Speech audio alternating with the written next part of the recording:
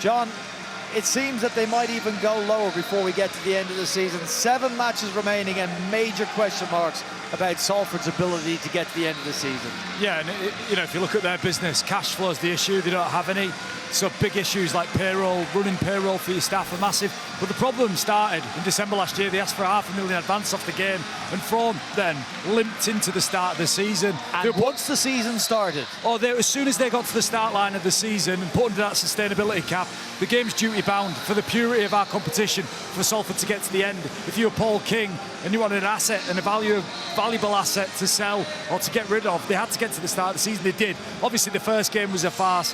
There was investigations ongoing off the back of that first performance against St Helens, compliance investigation. And there was a stadium and land to sell, and we believe that once that deal went through, all would be unlocked. And of course, then we had the main news of Salford City Council ending that negotiation. And that's the May the 15th. That's the big one, isn't it? That land grab, the acquisition of the land, this big picture where the owners were saying this is an amazing future for that piece of land. Once that's gone, it's just been a void. Hasn't it? It's been painful. It's been like watching a car crash in slow motion this year for Salford. It's nothing new. We're saying it's news and they've hit an all-time low. Callum Watkins leaving, that was an all-time low. It seems like it just goes on and on again, and I'd agree. It's not going to get any better. It's going to get worse. You know, it gets me thinking at times like this when we see the squeeze maybe being put on the Catalan Dragons, a side who are nearing 20 years in Super League.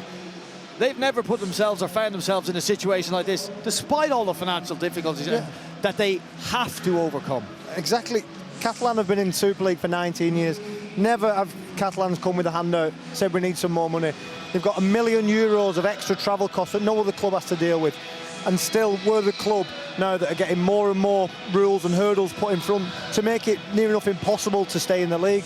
You know, Catalan don't bring bad news to the league. You know, they don't bring it down like in the way that Salford have. Well, let me tell you, this becomes relevant, this conversation, when we talk about the extension to 14 teams, because 12 through the IMG grading, and then the next 2 people, if there are 2 more teams admitted into Super League, will be done with extra financial scrutiny, we're told, to avoid a Salford situation. Yeah, well, the IMG gradings then, I think it was Carl Fitzpatrick who said maybe the IMG gradings aren't thorough enough, which I sort of agreed with, but then how are they thorough enough for 12 teams and not the extra 2? So look, the financial issues at Salford were so obvious to see. Round 1, 2024, against Hull, we said you'd be nervous if you're at Salford. Why? There's no wealthy benefactor, and they're losing money, but they've got nobody to top the bath up with water.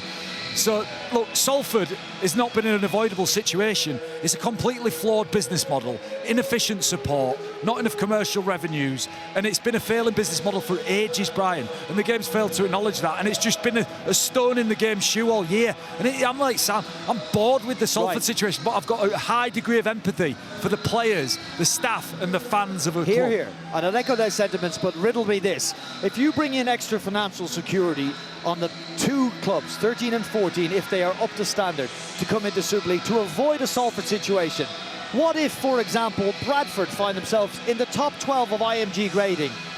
They then don't get that extra financial scrutiny. Salford, with full central distribution, have found themselves belly up. It's wild. So you either check all 14 or you check none. Yeah, exactly. We've got to have 14 teams competing in Super League next year. They've all gone through the same checks. I think it's absolutely wild that 2 out of 14 mad. Their place in the league. You could conceivably have 2 current championship clubs in the top 12 of IMG grading without extra financial security. And we've got this panel and the Lord that's going to select 2. If we think they're better than IMG, why are they not selecting 14? That's my question. It baffles me that 12 teams are in on one set of rules and 2 teams are having something else. It's so rushed. I've no issue with going to 14 teams, to 16 teams. But you can't just go, right, all right, we're going to take 10 quota players and then we're going to rush it in August to get it through.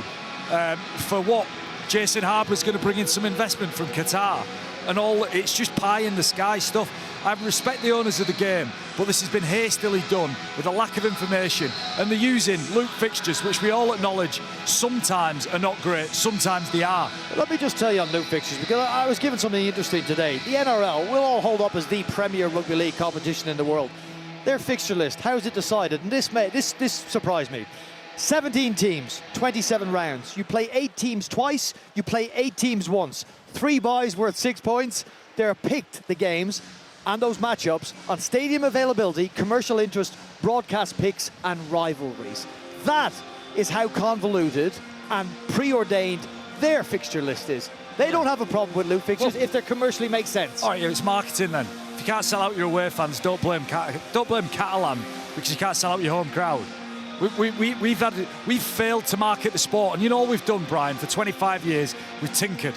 We've tinkered with format. We tinker with structure. We tinker with the fixture list. We tinker with the rules where you admit people. Nigel Wood on the Bench podcast said it's quite simple. We need more revenue, more people interested in the game, more participants. Of course. That's obvious, surely. So what does going from 12 to 14 do to solve any of them? And if it does nothing, then it's just a facade. And look, I want our game to expand. Nobody wants us to contract. Like, nobody wants it to be a smaller game. But sometimes you have to cut your cloth accordingly. And Salford are in a alarming case, have been allowed to just exist in our competition for way too long and lose money and bleed cash for way too long. Sam, quota expanded to allow another 2 teams into Super League so they can recruit. We know where the recruitment will come from. It's going to be determined by the finances of the clubs over here, and that is a particular pool that they can afford to shop in. Yeah, exactly. I think, you know, the quota going up. I don't think that's an issue. I don't think that's the issue. I don't think we've got enough talent to fill the 12 teams. You don't think it's an issue? Does it block homegrown talent? Is that absolutely? So it becomes an issue then. Yeah, it becomes. I don't think it needs a change. I think what it's done now is it makes it much more difficult for a young kid in Leigh coming watching this team to grow up and play for Leigh. The more overseas imports we've got in, the harder it is for homegrown talent. I know you got plenty more to say on this, but we've got to go to a man who did hit the headlines today with his departure from Salford, and we can hear from Ryan Brierley now with Jenna. Yeah, thanks, Brian. Ryan Brierley, probably one of the toughest days for you. You told us just a couple of months ago that you wouldn't leave Salford. Today you have. Yeah, obviously it's been a tough couple of months. Probably got to that breaking point now, especially as a boyhood fan as well. So it's been pretty tough. So obviously wish nothing but the best for the club. It's just been a point where I felt like I could help the club out at the same time. There've been a few issues this week, and hopefully me going can help the club in a short term at least. So just pray for everyone there that everything gets sorted. And yeah, obviously probably been one of the toughest days of my career. And yeah, today's been a struggle. Was it club led? I had the conversation in the week about where this club were going and how, would it be solved. There's a couple of things what probably needed resolving towards the back end of the week, and to make sure the club survived, I suppose, and lived to fight another day. So I take peace and comfort from that I can help the club at that one last time, and hopefully it survives at least in the short term, and hopefully in the long term, and hopefully the club gets back to where it belongs. But like I say, it's been a tough 24 hours, as you can imagine. You say a tough 24 hours. There's been rumours of unpaid bills. How bad has it gotten? Oh yeah, it's been bad. I think as a lifelong Salford fan, to I suppose come to the decision I had to this morning was probably as bad as it gets. And yeah, I just feel for everyone there, and I don't think anyone deserves to go through this, especially as rugby league players and sportsmen and families and stuff. It's been a real tough element, and seeing mental health deteriorate in front of your eyes was the final straw. And again, I just pray for a successful resolution, really. Ryan, just a yes or no answer to this question. With all the information you have, with everything that you know, standing here right now, will Salford make it to the end of the season? Oh, it's probably not a question for me to answer. I hope so. I hope it lives on for forever. I think it's got a club steeped in great history, regardless of me being a fan or not. I just think it deserves so much better. But I honestly couldn't answer that. I have no idea. Well, Oldham are very lucky to get their hands on you. Thank you for talking to us, Ryan. Cheers, Anna. Thank you.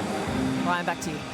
It is very good, of course, to hear from Ryan, and we thank him for his time. There are plenty of important figures, both at Salford and at governance level in this sport, that we haven't heard. For silence in a crisis is not leadership, it is surrender. We need to hear the voices of those people that make the decisions, that have either put Salford in this position or that are tasked with getting Salford out of this position.